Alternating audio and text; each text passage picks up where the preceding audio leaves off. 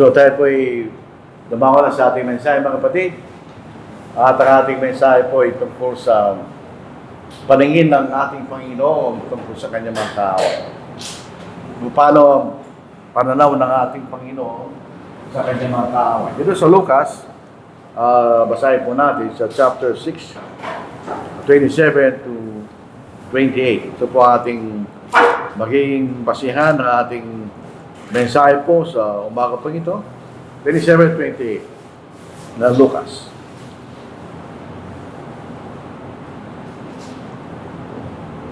Subalit sinasabi ko sa inyo na mga nakikinig, ibigin niyo ang inyong mga kaaway, yung mali na naman po yan. Ang dapat dito, mahalin yung kaaway kanyo.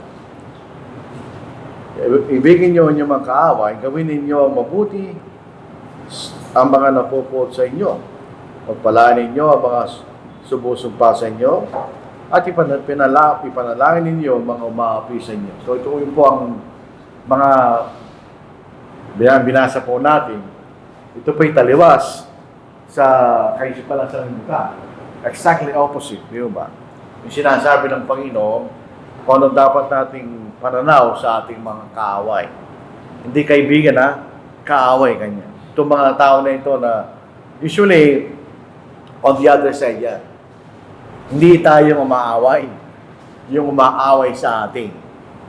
Dahil tayo po mga Kristiyano, hindi tayo pinanggagalingan ng pag-aaway. Tayo ang inaaway. Ganyan. Alam ang ating maging kaisipan sa mga umaaway sa atin. Tandaan po niyo, ito yung mga Pariseo at mga Sadduceo, mga Skriba. At ang nakaputi nito, allegedly, supposed to be ng ating Panginoon. Wala tayong picture eh. Yung makikita natin, ang ating karakter ay pinakikita ng ating mga pananaw. At ang pagtuturo po ng ating Panginoon ay nagpapahayag ng kanyang karakter. Ito po ay pag nakita natin ang mga bagay na tinuro at ginawa ng Panginoon para natin nakikita ang kanyang puso kanya at ang kanyang kaisipan. At yun ang dapat nating bigyan pansin sapagkat tayo alagad ng Panginoon. Nung pag-aralan natin ang salitang alagad, hindi lamang tayo sumusunod. Tayo naging katulad ng ating Panginoon. So ito po ang ating magiging basihan ng ating pag-aaral. At tingnan po nyo yan. Yung salitang grudges, ito yung mga sakit na loob at mga kasalanang iba na ayaw nating kalimutan. Ang Diyos, siya po ay pinakamagaling na psychologist actually. Kaya dapat tayo maniwala sa Kanya. Pagka tayo po ay mayroong dinadala sakit ng loob sa isang tao, yan ang sinasabing grudges. Anong mangyayari sa atin? Dito po sa tanong ni Pedro sa ating Panginoon. Ito ang tanong ni Pedro kanya. Then Peter came to him and said, Lord, how often shall my brother sin against me and I forgive him? Up to 7 times. And ito pong kay Pedro, ayos na yun eh. Itong beses kanya. Jesus said to him, I do not say to you up to 7 times, but up to 70 times 7. Kanya. In other words, ibig sabihin ng ating Panginoon, patuwarin mo siya kanya. Kung siya humingi ng tawad sa iyo, hanggang kailan kanya. Siyempre, walang limit kung pagpapatawad niya. Basta tayo humingi ng tawad, kailangan tayong patawarin. Yun sabi ng ating Panginoon. So ito po ang sabing grudges, nakitingnan niyo yung picture natin. Isang malaking baton, dadalhin mo. Pag meron tayong hindi naman kapaitan sa ating mga sarili laban sa isang tao, o bisong kapuotan laban sa isang tao, dadalhin mo yun. Kuminsan ang problema, yung ating kinapuotan, hindi man niya alam yun. Hindi mo ba, pagka dinadala natin ng mga sakit ng loob, etc., mas masama sa iyo kaysa doon sa taong kinapopotan mo. Kasi yung kinapopotan, natutulog lang yun. Ikaw, nag-iisip ka laban sa kanya, di mo alis sa iyong sarili. Yun ay magbibigay hindi lamang ng spiritual harm, but physical harm, siyempre. Dahil yun ay nasa yung kaisipan palagi. Hindi natin gustong alisin. Hindi ka pa nga maging masaya. Hanggat meron tayo dinadalang ganon, maglalagay lang sa iyo ng stress sa buhay. At ito ay malakit sa pagpapatawad. Hindi naman ibig sabihin na pag nagkasalang tao laban sa atin, na hindi ka masasaktan. Siyempre, tao lang tayo eh. May tinuturuan tayo ng Diyos na huwag tayo magdala ng grudge laban sa tao mo. Dahil eventually, merong gaganti para sa atin. Yan ang ating Panginoon. So ito po makikita natin. Ang ating Panginoon, wala siyang gano'n. Wala siyang dinilang sakit na loob o sa mga kaaway niya. Wala siyang gano'n. Ibig sabihin, kung magkasala ka sa Panginoon, hindi niya yung ilalagay sa sarili niya. Dahil kung hindi, matagalan na pinatay yung mga tao nagkasala laban sa ating Panginoon. Hindi niya ginawa, di ba? Yun ang makikita natin sa ating Panginoon. Dito sa Colossians 3:13. Dito po sa English Standard Version, ito po yung sa bagong saling. Bearing with one another, and if one has a complaint against another, forgiving each other. As the Lord has forgiven you, so you also must forgive. Paano tayo pinatawad ng Panginoon? Ang tao, dahil tao lang po tayo, minsan sinasabi natin, okay, pinatatawad na kita. Pero sabihin natin, hindi ko makakalimutan na niya. Pag gagawin natin pagpapatawad yun. Ang ating Panginoon, pinatawad tayo sa ating mga kasalanan, kinalimutan niya yun. Wala lang sa kanyang kaisipan. Parang wala kang ginawa. Dito po sa Hebreo chapter 8. Doon sa Old Testament, tulad ng ating pinag-aaralan, yung mga kasalanan, inaalala nila taon-taon. Pero pagdating po ng bagong tipan, hindi na gano'n, sabi ng Panginoon. Sabihin doon sa Old Testament, walang kahabagan ng Diyos. Dahil hindi kanya patatawarin. Pero doon sa Hebrews chapter 8, basahin po natin. Hindi na gano'n. Yung sa verse 12, ng Hebrews chapter 8, verse 12. Sapagkat ako'y magiging mahabagin sa kailang mga kasamaan, at ang kailang mga kasalanan na hindi ko naalalahanin pa kanya. So, nung tayo po'y sumunod sa Ebanghelyo, nung pinatawad tayo ng Diyos sa ating mga kasalanan, hindi na niya naaalala yun. Maaari ka, maalala mo pa rin. Pero ang Diyos hindi na kanya. Wala na. Pinatawad niya kita, kinalimutan ko na lahat ng iyong mga kasalanan. May isang kapatid na pulis, naging colonel sa pulis. Eh, siyempre, pag ikay pulis, marami kang pinatay. May kasalanan o wala. Kasama ng gawain niya rin. Nung siya naging Kristiyano, palagi kami tinatanong, pinatawad kaya ako, Diyos kanya. Bakit? Dahil akong ginawang kasalanan. Sabi ko, kung ikay tunay na sumampalataya, tagsisi, at tagpakayag ng iyong pananampalataya, sinakman sa kinabautismo, pinatawad ka ng Diyos. Lahat ang iniisip mong karumundum lang ginawa mo, ala na sa Diyos yun. So, yan ang basihan po ng ating pagpapatawad. Pagka humingi ng tawad, kalimutan mo na kanya. Mayroong proseso ang pagpapatawad na hindi natin pinapansin. Pagka humingi ng tawad, ang tao sa iyo, yung humingi ng tawad, kailangan siyang gawa ng paraan para mapatunayan niya na siya nagsisisi. Hindi lang pasasalita yan. Yun namang pinagkasalahan, kailangan siyang gawa ng paraan para magbalik ka doon sa dating relasyon. Katulad ng dating relasyon natin sa Diyos bago tayo ng kasala. Nung tayo pinatawad ng Diyos, babalik tayo doon. Tinanggap tayo muli ng Diyos bilang kanya mga anak kanya. So, ang ating Panginoon, ganun siya. Hindi siya nagtatanim ng sama ng loob. Tingnan niya sa Old, doon sa lumang Tagalog. Yung salitang poot, pagtatanim ang ganyan. Hindi naman tayo nagtatanim eh. Hindi tayo nagtatanim mga halaman. Ang tinatanim mo yung samahan ng loob, ganyan. Dito sa Matthew 6:14, sa New American Standard Bible, for if you forgive others for their transgressions, your heavenly Father will also forgive you. So, saan nakasalalay ang pagpapatawad ng Diyos sa atin? Pag nagpapatawad rin tayo kanya. But if you do not forgive others, then your Father will not forgive your transgressions. Kanya. Kung humingi tayo ng awa, kailangan tayo maawa. Yun yung sinasabi sa atin. Kung tayo humingi ng kapatawaran, kailangan tayo magpatawad. Dahil kung hindi rin makakalimutan ng Diyos yung mga bagay na hiningi natin ng tawad sa Kanya. Diba? So, yun ang makikita natin sa ating Panginoon. Hindi siya wala siyang kapaitan.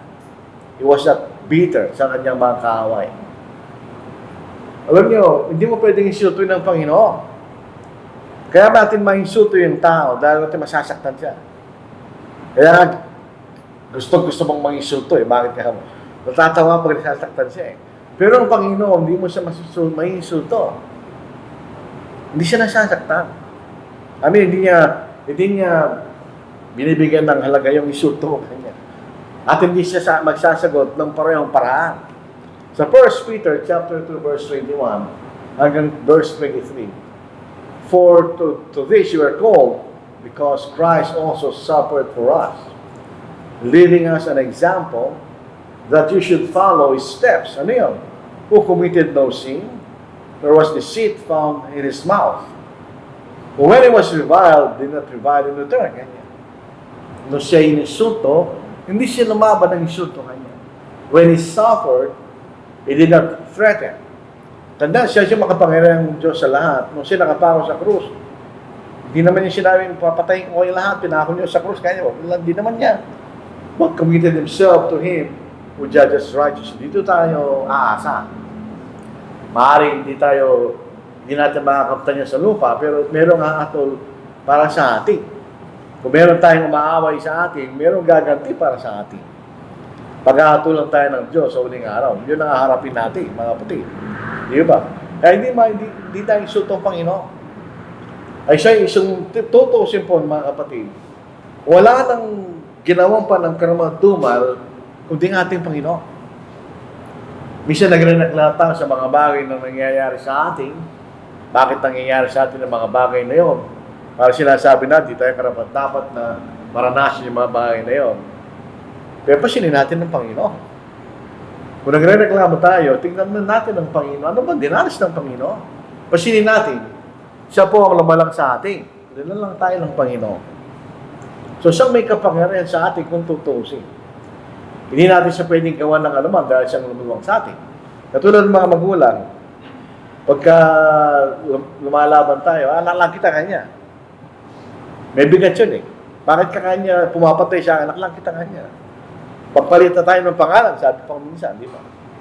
Tingnan po yung experience ng Panginoon. Sa'yo natin. Sa Matthew 27, verse 27 hanggang verse 31, siya nakapako sa krus.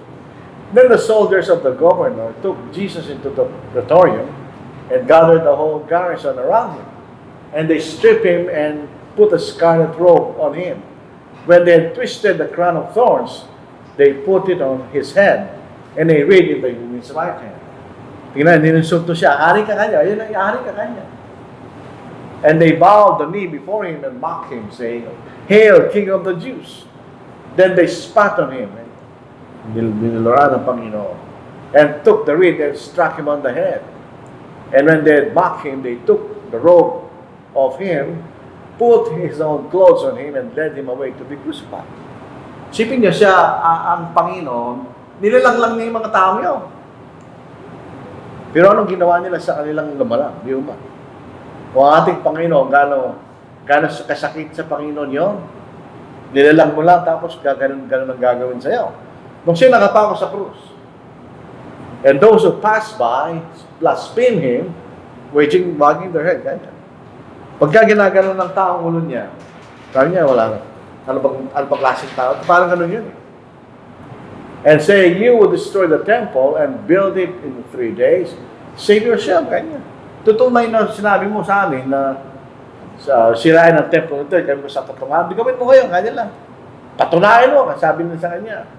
Save yourself. If you are the Son of God, come down from the cross.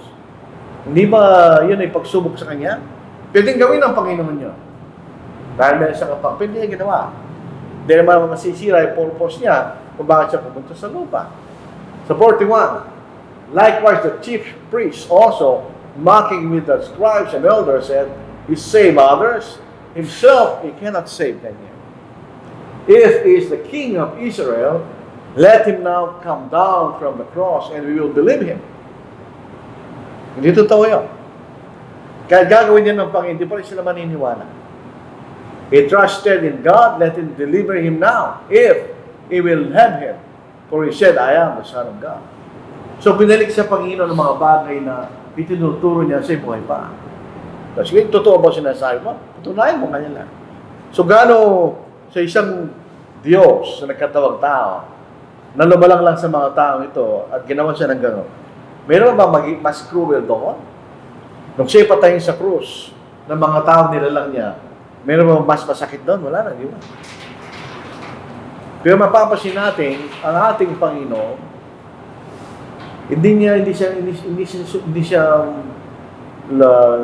gumanti. February 14, sabi na Valentine's Day. Alam niyo ba ang pinanggalingan nun? Ang Valentine's Day is a pagan celebration. Ito isang fertility rite.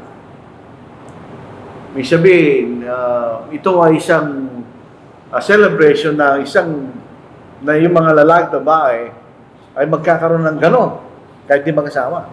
Yun ang pinanggalingan ng salita ng Valentine's. Tingnan ko eh. Nag-evolve siya later on, tapos hanggang sa panahon natin kayo. Naging positive yung dating negative kanya. Pero ito sa pinag-uusapan natin, hindi ito romantic love. Ito yung pinakamataas na uri ng pagmamahal kanya. Love brings no remembrance of evil. Dito sa NIV kanya. Ang context mo nito ay yung mga taga-Korinto. Nag-aaway-aaway sila tungkol sa kaloob ng Espiritu Santo. Bakit nga binigay sa bakit ganito? Kasi nag-aaway sila. So, dinefine ni Paul kung ano yung tunay na pagmamahal, katulad ng pagmamahal ng Diyos kanya. Sa 1 Corinthians 13 po, love is patient, love is kind, and it does not envy, it does not boast, it is not proud, it doesn't dishonor others, it is not self-seeking, it is not easily angered, it keeps no record of wrongs, kanya. Sabihin ng Diyos, nung tayo binahan niya, tayo pinatawad, sabi natin kanina, hindi na niya inaalala yung mga bagay na ginawa natin. Ganun din ang Panginoon. Hindi niya inaalala yung mga bagay na ginawa sa kanya ng mga taong umalipusta at siya po ay ininsulto ng mga taong nilalang lang niya. Tingnan niyo yung mga tao. Ito po si Plato, yan si Cyrus. Si Plato ay isang Grego, si Cyrus ay Persian.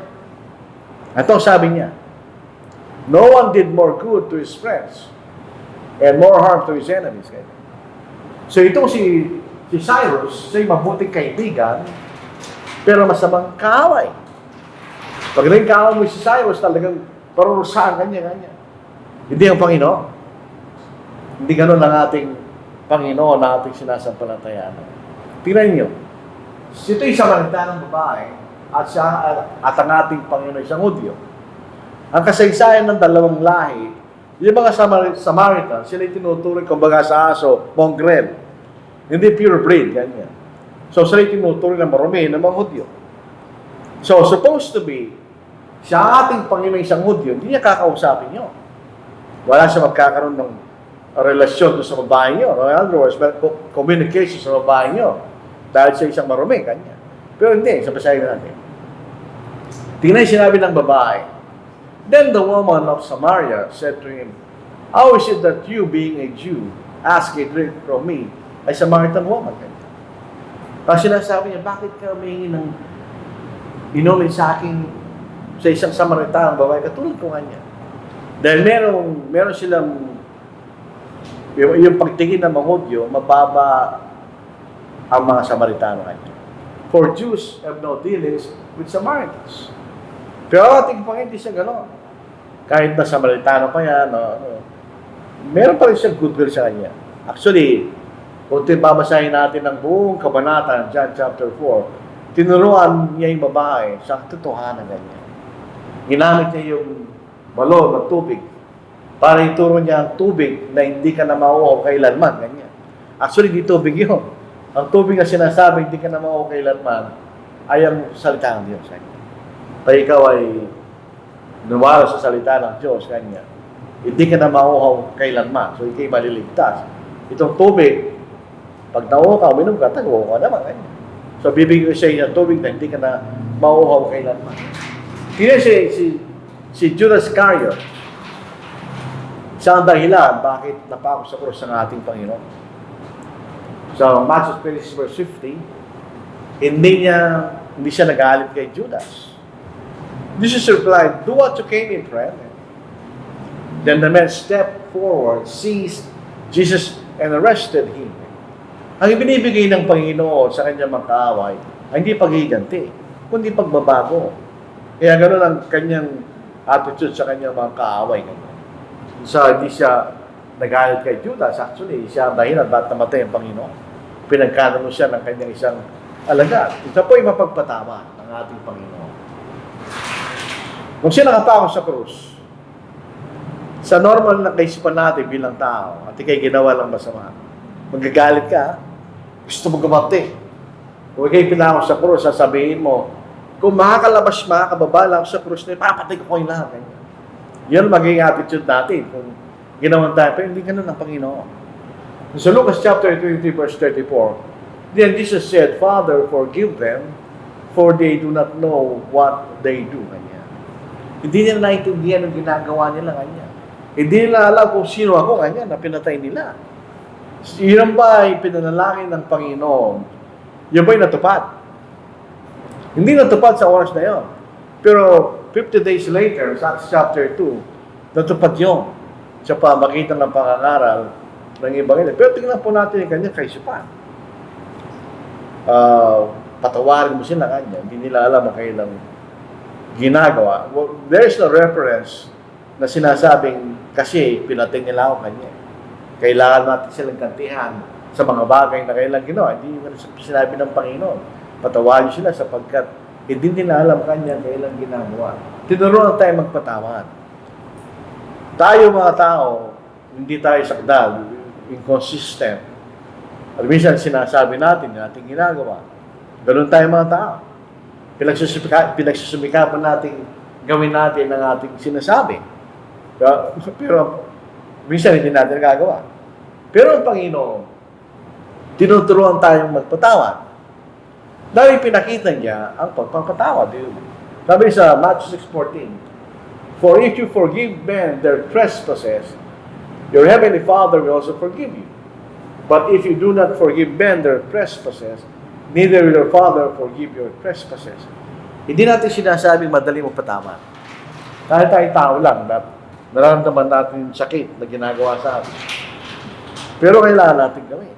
It takes patience, humility para gawin po natin yun. Napatawarin natin yung mga nagkasala laban sa atin. Dahil kung hindi tayo patatawaran. Pero siya mapagpatawad. Ang pangpatawaran sa Panginoon ay palaging available. At walang kasalanan na hindi kayang patawarin ng Panginoon. Huwag po tayo mawalan ng kalooban. Kung tayo gumawa na siyang karumaldumal ng kasalanan na sabihin natin, hindi tayo karapat-dapat, totoo yun. This is 1 John chapter 1. Siya po natin. Ang walang limitasyon. Basta gawin natin ang kalooban ng Diyos. Walang limitasyon. Ngunit kung tayo ng mga lakad sa liwanag, na tulad niya na nasa liwanag, may pakikisawa tayo sa isa't isa, at ang dugo ni Jesus, na kanyang anak ang lumilili sa atin sa lahat ng kasalanan. Sa lahat ng kasalanan. Walang sinasabing quality ng kasalanan natin o karamal-dumal. Hindi yung sinasabi yun. Eh, pwedeng patawarin ng Panginoon ang lahat ng ating mga pagkakasala. Sa Matthew 18 verse 35, so my heavenly Father also will do to you if each of you from his heart does not forgive his brother's trespasses. Siyempre, hindi tayo patatawarin ng Ama. Sabi dito ng Panginoon na siya'y nag-iimbita ng kanyang mga magiging apostol kanya. Then he said to them, follow me and I will make you fishers of men. Ang ibig sabihin ng follow me, hindi lang yung susunod sa kanya, physically, kundi kaya na maging katulad niyo kung kanya. Yung kanyang mga lagad, magiging katulad ninyo kung kanya pag tayo sumusunod sa ating Panginoon. So, ganun din tayo. Wala tayong pagkakaiba dun sa kanyang mga apostol. Tayo kasunod ng Panginoon. So, may katulad tayo ng Panginoon, mga kapatid. Ganun din ang sabi ni Pablo. The things which you learned and received and heard and saw in me, this do and the God of peace will be with you. Yung nakita natin, ginawa ng Panginoon, yung itinuro ng Panginoon kanya, yun ang ating gawin kanya, at ang Panginoong Diyos ay makikipagkasundo sa atin. Tingnan niyo salitang God of peace. Yung salitang peace, maraming kahulugan. Yung kapayapaan, katahimikan. Pero ito, ibig sabihin ng peace, hindi lang ano. The God of reconciliation will be with you. So yung Diyos ay Diyos ng pakikipagkasundo o pagpapatawad ng ating mga kasalanan. Di lang pa huli. May silang ating mensahe.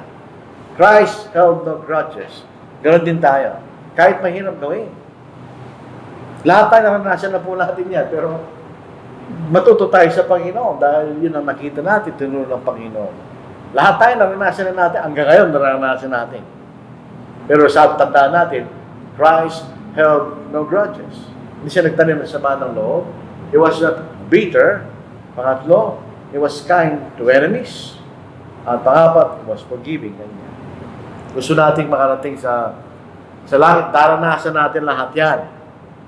Walang tao na di makadanas ng mga hirap, problema. Walang tao na di makadanas na sasaktan ng tao. Maranasan natin lahat yan. Habang tayo nasa lupa, kasama yan ng buhay sa lupa. Kaya ayaw natin manatili sa lupa. Dahil may magandang bagay, mayroon din hindi. Gusto natin makarating sa tahanan, tunay na tahanan, na hinihanda sa atin ng Diyos na wala na lahat ng mga bagay na yan.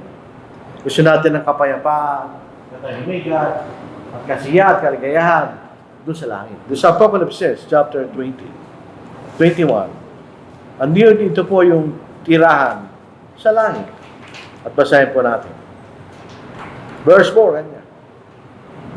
Magsimula tayo sa verse 3 hanggang verse 4. At narinig ko isang malakas na tinig mula sa trono na nagsasabi, masdan ninyo ang tabernakulo ng Diyos ay nasa mga tao, siya'y maninirahan kasama nila, at sila magiging bayan niya, at ang Diyos mismo ay makasama nila, at siya'y magiging Diyos nila, at papahirin niya ang bawat luha sa kanilang mga mata, at hindi na magkakaroon ng kamatayan, hindi na magkakaroon pa ng pagdadalamhati, o ng pagtangis man, o ng kirot man, sapagkat ang mga ulang bagay ay lumipas na. Yun ang ating tahanan sa langit. So, hindi natin matatagpuan sa lupa. Kahit anong gawin natin.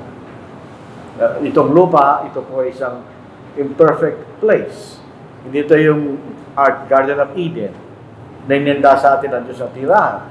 Nagkasala tayo, napalabas tayo doon. Kaya Kristiyano na tayo at maging tapat tayo, papasok tayo muli doon. Doon sa tahanan inenda sa atin ng Diyos. Minsan, ang Valentine's Day, ano lang araw ng kalokohan. So, kumikita yung mga motel. Hindi yan ang essence nung Valentine's Day na nag-asitibol. Hindi siya nag-alam. Ginagawa yung kalokohan ng iba. So, ito po ating mensahe po sa umaga po ito. Maraming salamat po. Bigyan natin muli kay Brother Matthew ang pagpapaawit.